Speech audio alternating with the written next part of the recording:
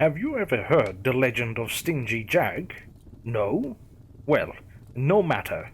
I'd never heard of him either, not until I had the misfortune of meeting the shifty bastard face to face. I encountered Jack, not realizing who or what he was, and my ignorance almost cost me my life. Not just my life, actually, but also my immortal soul. Now, before I tell you my wee story, I might as well admit that I enjoy my drink. I know, an Irishman with a fondness for the booze. Big surprise, eh? Well, perhaps I am a walking cliché, but I'm comfortable with who I am. The truth is, I feel most at home holding court at the bar, and I can't see that changing anytime soon. To be fair, I've eased up over the last few years. As I approach my big 40, I can't party like I did back in my 20s. My days of weekend-long benders have mostly come to an end, and I've morphed into a semi-responsible adult, or at least a close approximation of one. Anyway, that's enough about me. I'm not here to tell you my life story. What I will tell you about is what happened to me 10 years ago in the back country of County Donegal. My experience that night was terrifying. I'd challenge anyone to come through a meeting with Jack without shitting their pants. Still, I'll admit to being pretty proud of my achievement on that fateful night. They say you should never try to trick a trickster, and this may be good advice for most. But I took on the man who fooled the devil himself, beating him in a game of chance, and banishing the sly bastard right back where he came from. But I'm getting ahead of myself. Let me start at the beginning. It was the summer of 2010, and I was over on the west coast of Donegal for a music festival. I'd traveled down with a few mates, and basically it was just an excuse to get pissed and party hard. The weekend passed by in a drunken haze, and, if truth be told, I remember very little about the festival. I do vaguely recall doing a pub crawl in the local village and downing numerous pints of Guinness and shots of Jameson. We ended back in our rented cottage and continued to party throughout the night. Now, I can't really remember this, but apparently I made a drunken pass at my mate's girlfriend at some point during the evening. I have no recollection of this event, but to be fair, it does sound like the kind of thing I would do. In any event, my lewd behavior didn't go down too well with either party and resulted in some unpleasantness. I woke up the next morning in a trashed cottage with a stinking hangover and a black eye. My friends were somewhat disgusted by my bad behavior, and so had left without me. I can't really say I blamed them. But the upshot was that I was stranded in rural Donegal, and somehow needed to make my way back to Belfast. There was a coach that went through the village each afternoon, and so I bought a ticket. Then I made the perhaps unwise decision to return to the local pub for a hair of the dog while I waited for the bus. In retrospect, this was probably a mistake. I barely made the bus and didn't stay on it for very long. Again, I don't recall exactly what I did on the coach. I tend to have blank spots when it comes to my drunken misdemeanors. I may have puked on the floor, made lewd comments towards a female passenger, or thrown a punch at the driver, or perhaps it was all the three. I guess it doesn't matter much now. What I do clearly remember is being thrown off the bus along a lonely rural road, abandoned in the middle of nowhere. My phone was dead. Surprise, surprise, I'd forgotten to charge the battery, and so I was forced to start walking. Now, many people will tell you how beautiful the Donegal countryside is, and I suppose it is in a brutal and austere sort of way. Still, I'm not one for the outdoors at the best of times, and certainly not when I've been thrown off a bus in the middle of an empty land full of rolling hills and watery bogs. My head was throbbing, and my whole body ached. but I had no choice but to suck it up and start walking. I noticed the ominous grey clouds in the sky above me, and, sure enough, it started pissing it down about 5 minutes into my walk. I didn't have a coat with me, and so I was soon drenched through to the skin, which only added to my misery. I'd been marching along the lonely country road in the pouring rain for close to 2 hours by the time I finally reached civilization, if indeed it could be described as such. I was rather perplexed when I trudged into the small village set alongside the lonely country road. I held no recollection of coming through this hamlet while on the coach, although, granted, I hadn't been paying too much attention. Villages in the west of County Donegal tend to have a rustic feel to them, with most looking like a throwback to a previous era. Nevertheless, there are usually some signs of the modern world to be found, such as petrol stations, electricity pylons, an ATM, or a shop or post office with modern signage, but not here. This tiny hamlet consisted of a few small stone-walled cottages with traditional thatched roofs and chimneys churning out black smoke from turf fires. There were about a dozen cottages in total, all of a similar size and design. There were no signs of life inside any of the cottages, with each house having their curtains drawn and with no lights or sounds coming from within. There were no shops in the small hamlet, and not even a parish church. In fact, there was only one business of note which appeared to be the hub of this tiny community, a public house. From the outside, the pub appeared old-fashioned and run down. The sign above the door was worn out and jaded, bearing a crudely painted motif. The pub was simply called Jack's Place, which I assumed was a reference to the licensee. Most of the pubs in rural Ireland are family-owned and run. There were few signs of life to the place, but the front door was left slightly ajar, and I could see a dim light emanating from the inside, presumably indicating that the bar was open for business. By this point, I was tired and fed up, not to mention drenched through to the bone. What's more, it was late in the day and would be getting dark soon. I didn't have a clue where I was or how far it would be to walk to the next village or town. I reckoned I could at least go inside to dry myself off and use their phone to call for a taxi. I thought perhaps they could rustle me up something to eat, and I might calm my nerves with a drink or two. Yes, I know, too much drink had gotten me into this mess in the first place, but I'd had a rough day, and so I reckoned I deserved at least a couple of pints after all I'd been through.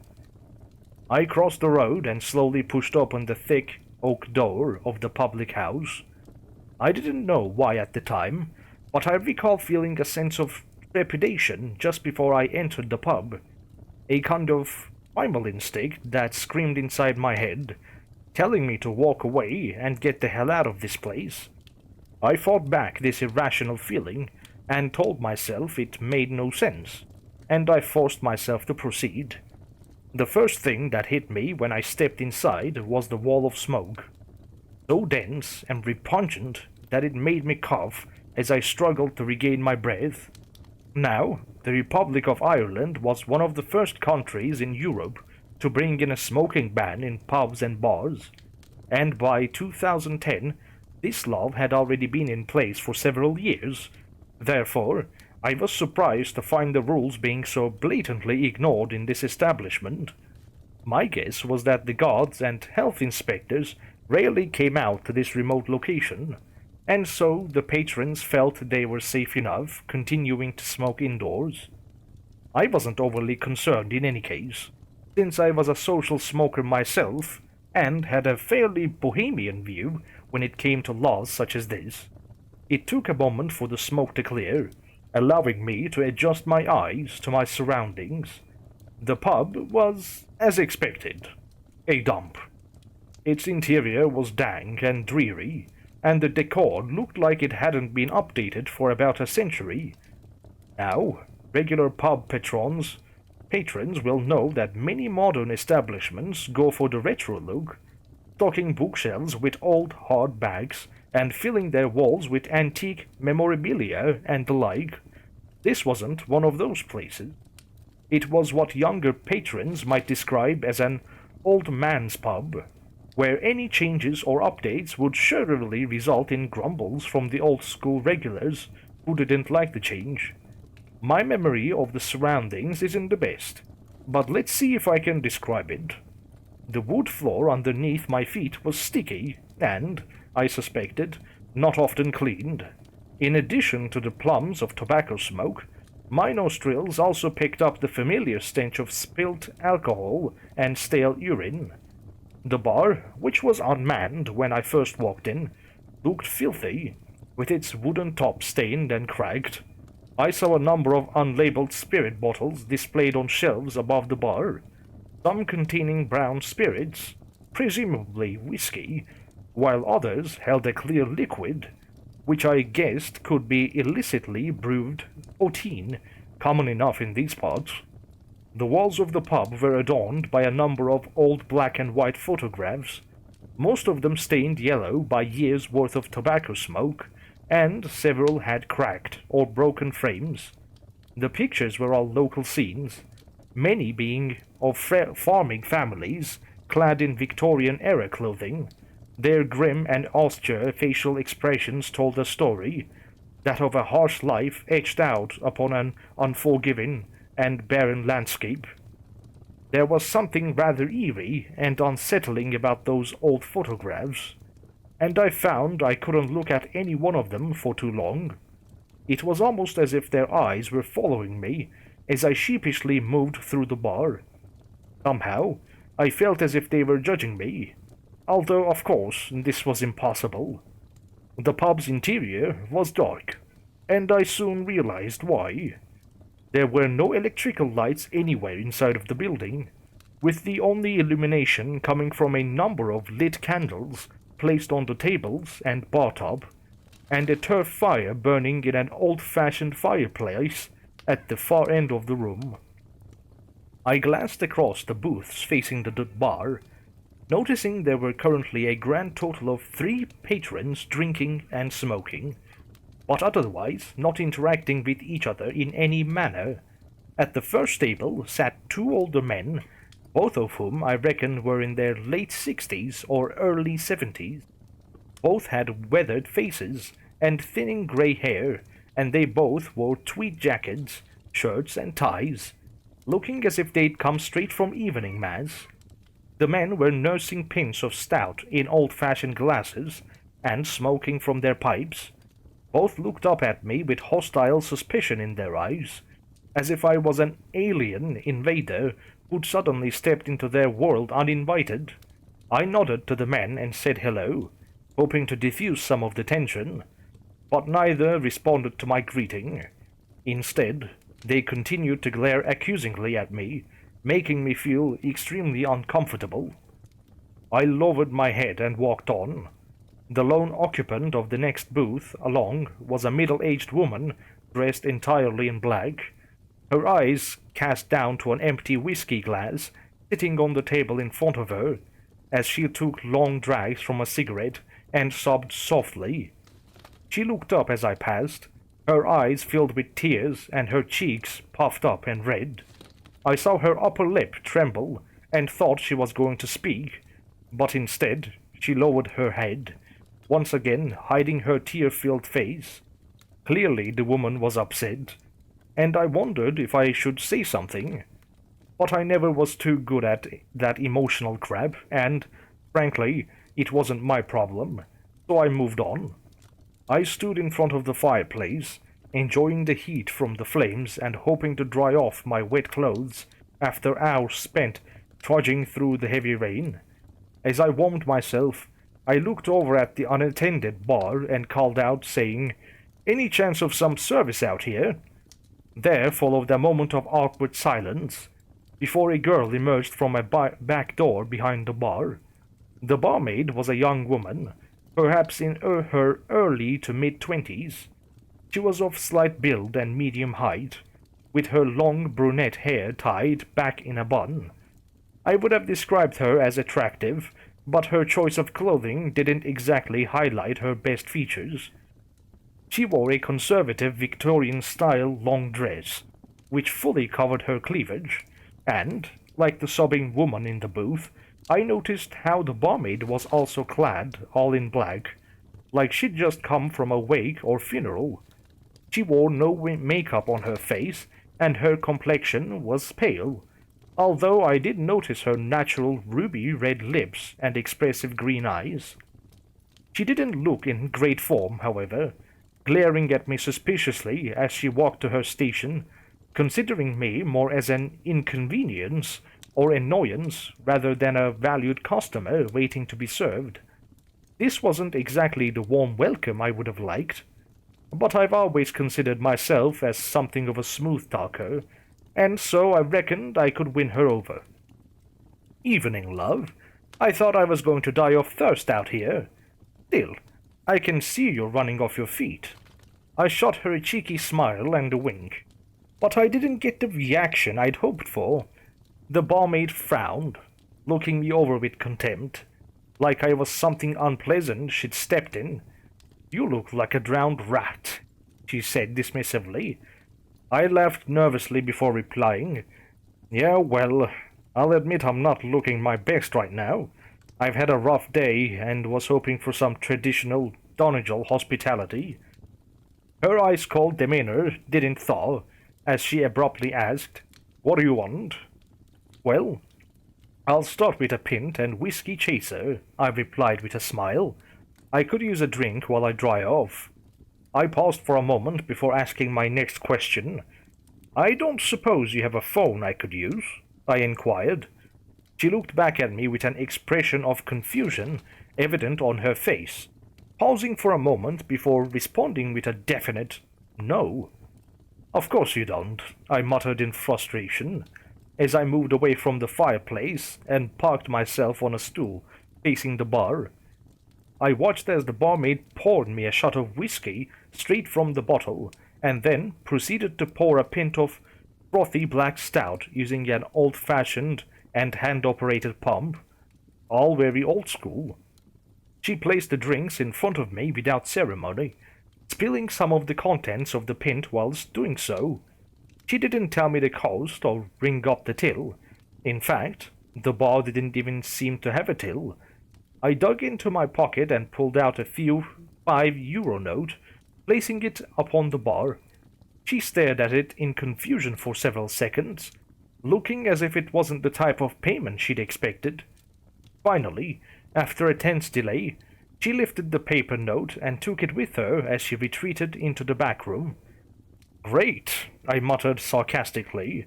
"Clearly, I was going to get any help from this moody cow." I took a big gulp from my pint glass and followed up with a sip of hard whiskey, savoring the warmth of the strong liquor as it made its way down my throat. Then I pondered what I would do next. For whatever reason, the barmaid had been less than helpful, and the handful patrons present were dead to the world. But surely there was someone in this dump who could call me a cab.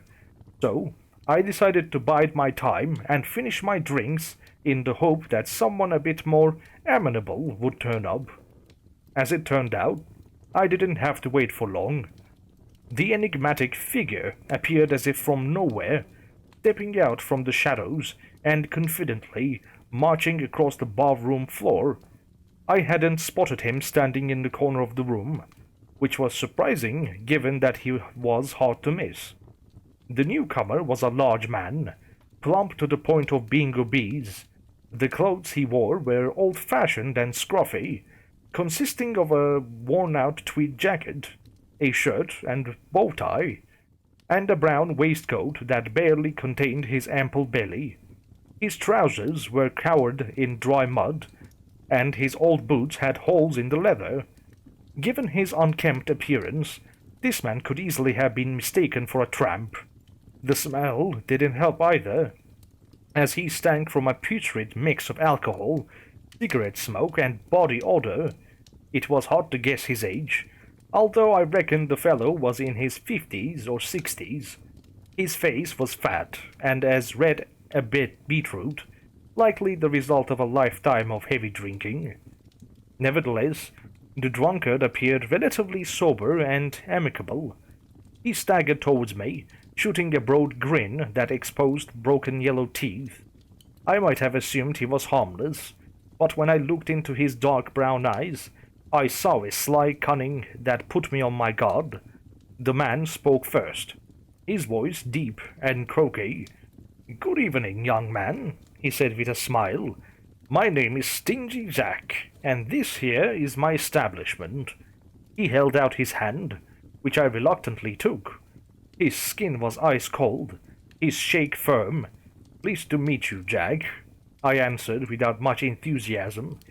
I didn't think much of Stingy Jack or his decrepit old pub, but at least he was more friendly than the barmaid.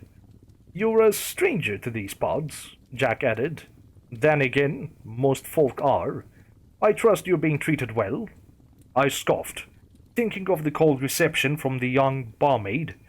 However, when I turned back towards the bar, I saw her standing there, staring down at me accusingly. For some reason I couldn't explain, I felt rather intimidated by the young woman, and so I replied meekly, saying, "Yes, I have no complaints." Jack surprised me with his reaction. Suddenly, he bellowed loudly, his raucous laughter filling the room. He nodded towards the silent barmaid, meeting her eye. "Well, Molly here has worked for the family over many years. She isn't always the most cautious, but I can assure you she is reliable." I nodded my head, not knowing how to respond. Instead, I turned and looked upon the trio of patrons, noting with some concern that we were being watched. The two old men and the sobbing widow had all turned to face us, glaring upon me and Jack with barely disguised hostility in their eyes. I suddenly felt quite uncomfortable, turning back towards Jack to seek some reassurance. Jack laughed once more, patting me hard on the shoulder with his ice-cold hand as he did so. "Don't worry about that lot," he proclaimed amicably. "My regulars are the parochial type. Me, on the other hand, I always welcome new custom." I feigned a smile as I glanced up at Jack's broken smile, before lowering my head and taking another drink. I hoped he would leave me be, at least for the time being, but no such luck. "Let me ask you a question, young man," Jack added in a thoughtful tone. "I notice you said nothing when I introduced myself. Don't tell me you haven't heard of me. Have you never heard the story of Stingy Jack?" I looked up to meet his gaze, noting the twinkle in this eye. Stingy Jack. The name did ring a bell in the back of my mind, but I couldn't quite place it. Had this old drunkard once been a minor celebrity or local politician? I didn't necessarily want to offend this man, but my mind was drawing a blank. "Sorry, mate," I replied sheepishly. "I can't say that I have." Jack laughed and once again slapped me on the shoulder. "Don't worry about it, son. You're a hot-blooded young lad, and no doubt have no time for old wives' tales. I guess I'm not as famous as I used to be back in the day, but lucky for you, Molly knows my life story better than anybody. She could recite it in her sleep, no doubt. Now then, Molly, would you care to enlighten our uninformed young friend?" Jack looked at the barmaid expectantly, as did I. Jack's banter had drawn me in, and I went against my better judgment and listened intently. Molly sighed loudly, rolling her eyes before she began her unenthusiastically told account. She nodded towards her gregarious boss before speaking. "This gentleman here is the famous Stingy Jack, the man who fooled the devil. Once upon a time, Jack was known throughout the land as a deceiver and a manipulator. In time, the devil overheard the tales of Jack's silver tongue and wicked deeds, and one night he sought Jack out, wishing to discover whether he lived up to his notorious reputation. On that fateful night, Jack here was drunk and wandering through the countryside when he came across a body lying in his path.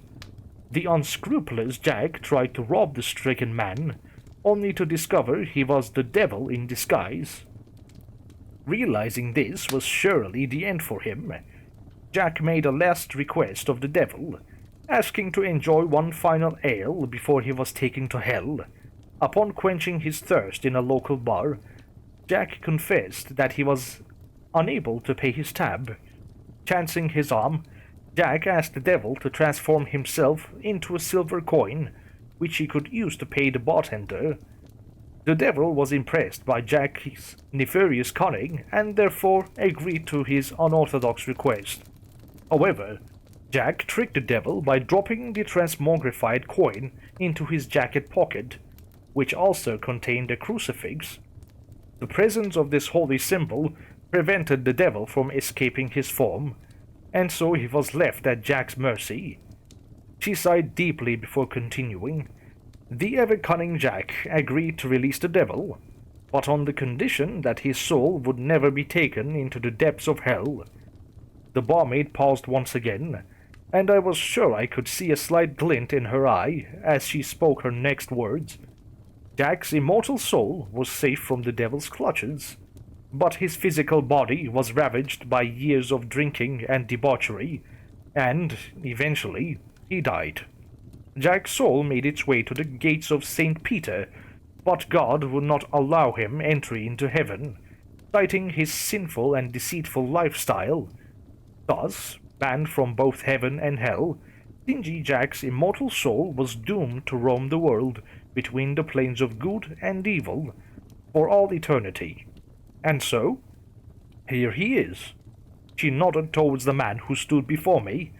I looked back towards my host in bafflement, noting how he retained his smile, but now had a look of sadness and regret etched across his weathered face.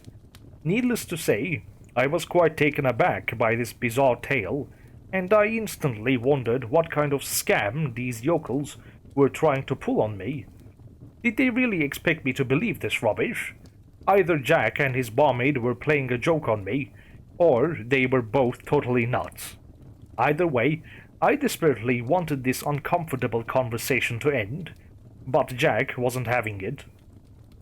"So, what do you make of my sorrowful tale, young man?" he asked.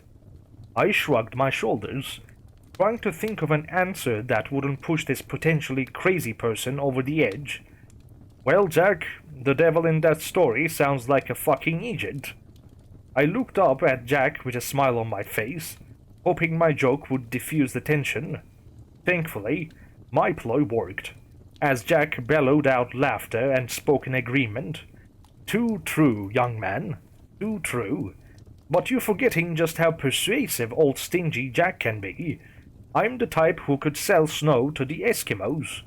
He laughed again as I took another swig from my drink, draining my pint glass and downing what remained of my whiskey.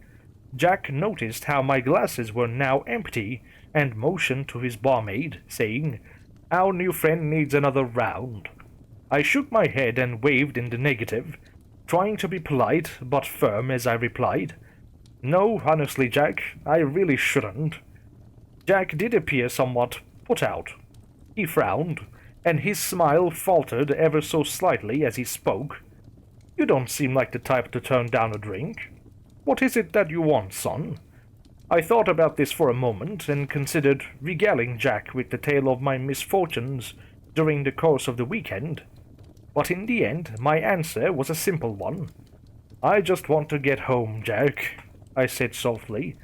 Jack's grin widened once again, and he nodded his head in the affirmative, acting as if he'd expect me to give this answer all along. "Of course," he bellowed. "You want to get home, and who can blame you? Isn't that what we all want at the end of the day? To have a place to return to? A place where we belong and feel safe?" He paused for a moment, looking thoughtful as he considered his next words. "I'll tell you what, son. What would you say if I could give you what you want? I can help you get home, and I'll even throw in a large whiskey on the house." A stiff one for the road, as they say. What do you reckon, young man? He placed this cold hand on my shoulder, causing me to wince ever so slightly. Jack's offer sounded great on the surface, but I didn't trust the man, and the whole situation felt off. I answered shrewdly, saying, "That's very generous of you, Jack, but I can't help but feel there's a catch involved." For a fleeting moment I worried I'd gone too far, and so I was almost relieved when Jack laughed aloud and slapped me on the back once again.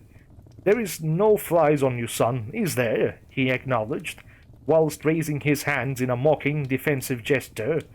"Well, you've heard my story and probably guessed I'm not the altruistic type. That said, I've always enjoyed a good old wager. Are you a gambling man yourself, son?" I shrugged my shoulders before replying. "I have the odd flutter." Jack laughed once again. "Sure you do, young man. I bet you've got quite the poker face, too.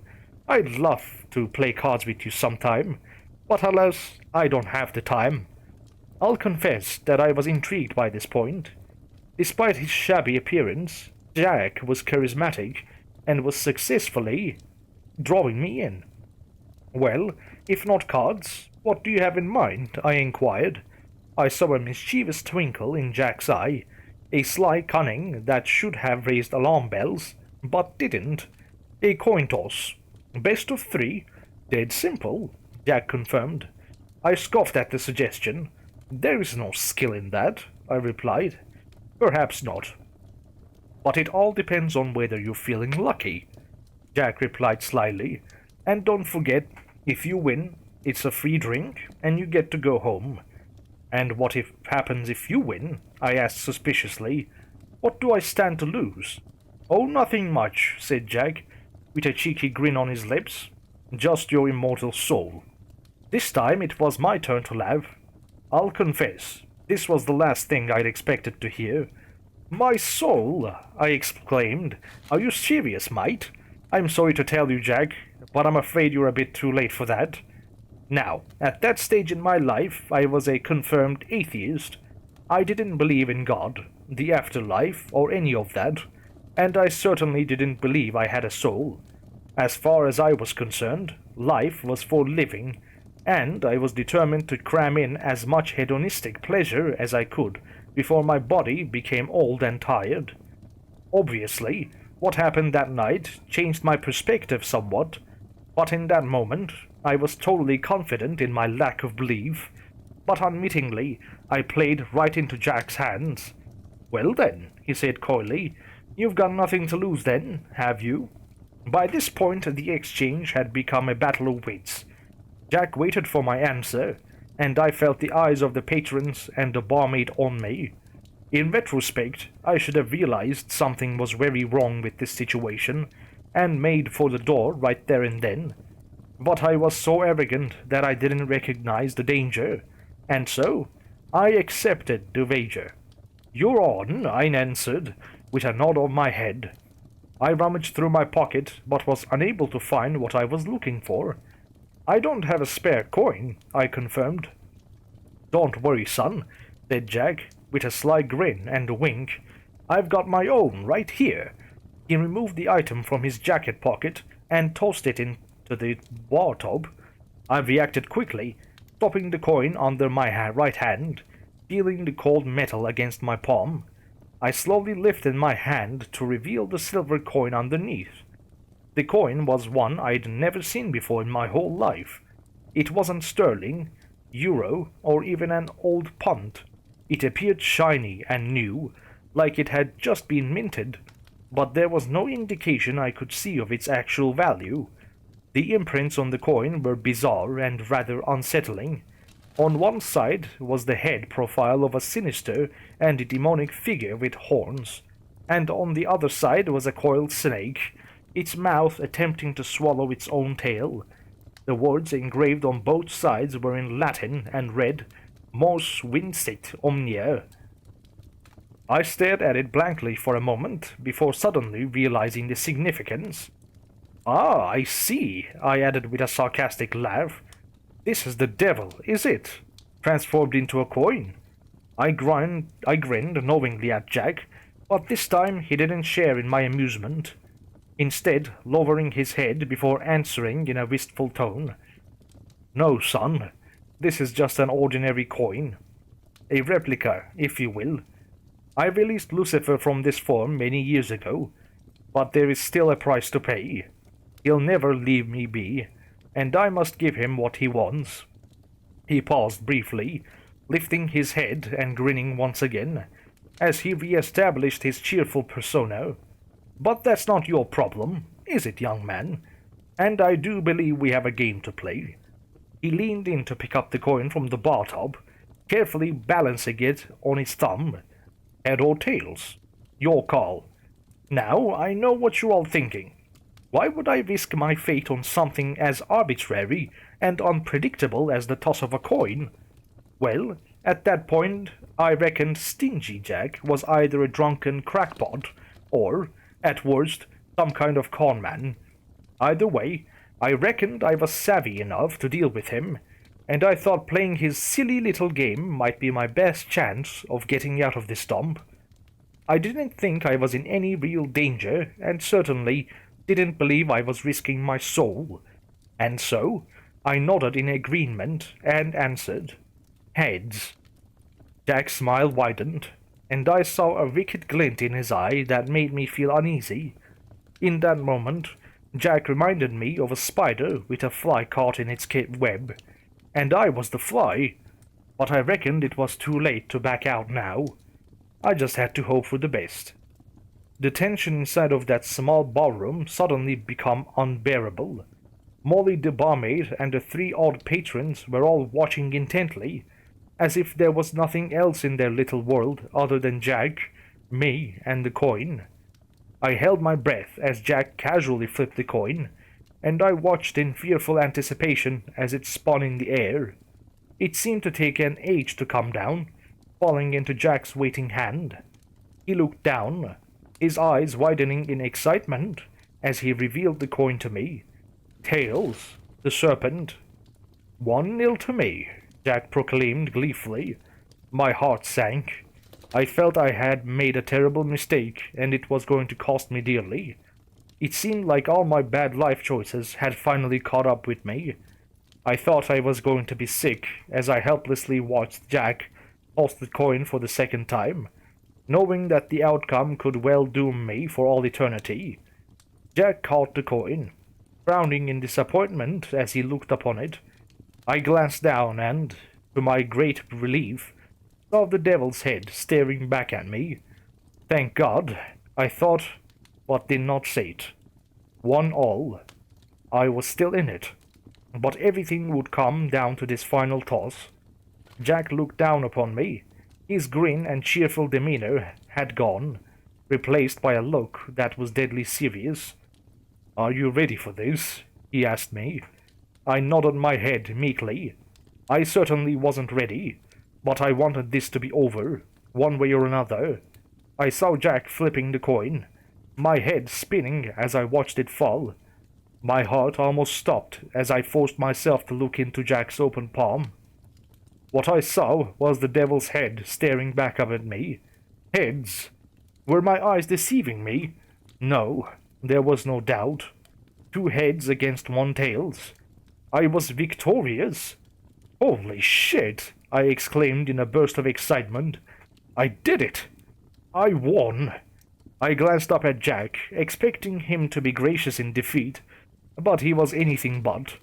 His face betrayed his barely contained rage, his eyes screwed up and cheeks burning a bright red. He didn't speak to me directly, but instead snarled through clenched teeth, conveying an order to his barmaid Molly. "Get this bastard his whiskey," he growled. "He can drink it and then get the hell out." I was angered by his remark. I'd won his stupid little game fair and square. What right did Jack have to treat me like this? Without thinking, I opened my mouth to challenge him. "Jesus, you're a bloody sore loser, Jack. What the hell's your problem, old man?" I regretted my ill-considered words as soon as I'd spoken them. To say Jack didn't react well would be a vast understatement. He came in close to me, his eyes filled with an unholy fury. The words he spat at me were full of raw hatred, as if I'd suddenly become his worst enemy. "You fucking asshole! You little shite!" he growled. "You think you're so damn clever, don't you? Well, let me tell you something, scumbag. Never try to trick a trickster. I eat the likes of you for breakfast. You're nothing to me, just another dumb mug. Oh, you may have won this round, but I'll get you in the end. Mark my words, you fucker. Stingy Jack always gets his man." I was left gobsmacked by Jack's sudden change and stung by his angry tirade. I recoiled on my bar stool, raising my hands defensively. I felt sure he would strike me, but he didn't. Instead, Jack took hold of the silver coin and furiously threw it into the open fireplace. What happened next defied any logical explanation. Suddenly, the flames spread rapidly, quickly engulfing the fireplace before expanding to consume the entire back wall of the ballroom, fiercely burning through everything that stood in its path. I felt the heat from the flames burning my skin, and I kicked back my bar stool, retreating from the rapidly growing inferno. Inexplicably, Jack did not retreat from the flames. Instead, he walked straight towards them, showing no indication of discomfort or fear. I felt sure that the whole place would go up in smoke in a matter of minutes, and so I knew I had to get out of there. At that point, I glanced across at the three patrons, the old man and the widow, and then across to Molly, the barmaid. What I saw was horrifying. All four stood facing me, completely ignoring the fire raging behind them. Their faces were now a ghostly pale, and their eyes had turned jet black. Every one of the four had their mouths open, so wide that it seemed like their jaws had been dislocated. And then they all started to scream. The unholy sound these ghouls emitted was horrific, piercing and high-pitched, and unlike anything I'd ever heard in my life. Their cries were otherworldly, so sorrowful and full of pain. I covered my ears, but could not drown out the terrible sound. Meanwhile, the fire raged on, the smoke stinging my eyes and filling my lungs. I struggled to see Jack through the smoke. By now, he was fully engulfed by the flames, and yet the fire did him no physical harm. He didn't burn, but merely melted into the inferno. But before he left this world, he turned his head and offered me some sinister parting words, saying, "We will meet again." I'd seen enough by that point, and so I charged for the door, shoving it open and sprinting out onto the street as the fire burned fiercely behind me. I fell to my knees and coughed frantically as a result of the smoke inhalation, and briefly closed my eyes as I attempted to regain my senses. When I reopened them, everything had inexplicably changed. The fire was gone. I don't mean it had burnt itself out. It had literally disappeared, with not even a burning ember left behind. The pub had also vanished, replaced by ruins that had clearly been abandoned for decades. There was nothing there except for bare stone foundations, weathered after years of exposure to the elements. I frantically looked around and discovered the entire village had also mysteriously vanished, with nothing left but long abandoned ruins. There was no sign of Jack, Molly, the patrons, or anyone else for that matter. I was all alone, with nothing but the night sky and stars above me. That was 10 years ago now. Evidently, I survived my encounter with Stingy Jack, making my way home and attempting to put the bizarre and inexplicable event behind me. I'd like to say that night was a life-changing event, but alas, it was not. To be fair, I did try to turn my life around, but I soon fell back into my old bad habits. A leopard can't change its spots, and I've long accepted that I'll never be a good person. What can I say? I get bored too easily. I never told anyone what happened that night, not until now, so why have I broken my silence? Well, It's because of what happened to me a fortnight ago. I was having a quiet pint in my local, sipping on my beer as I half watched a football match on the big screen. It was a normal night with nothing out of the ordinary. That is, until I spotted a solitary silver coin resting on the bar top. I reached out for it, my hand shaking as my heart beat faster in nervous anticipation.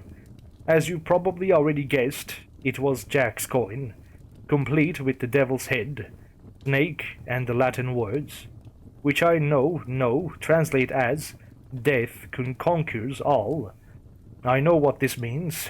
Jack told me we'd meet again, and I know he's coming back for me. I don't know where or when, but have no doubt he will find me soon enough. But I'm not afraid. This time, I'll come prepared with knowledge. When he challenges me, I'll choose the game, and make sure it's something I'm good at. And I won't just ask for a drink and safe passage home this time. When I win, I'll demand a real prize. Immense wealth, fame, women, or perhaps the chance to relive my youth. The possibilities are limitless. I will beat Stingy Jack again, and I'll get everything I ever wanted in return. So, wish me luck. Not that I'll need it. I'll see you all on the other side.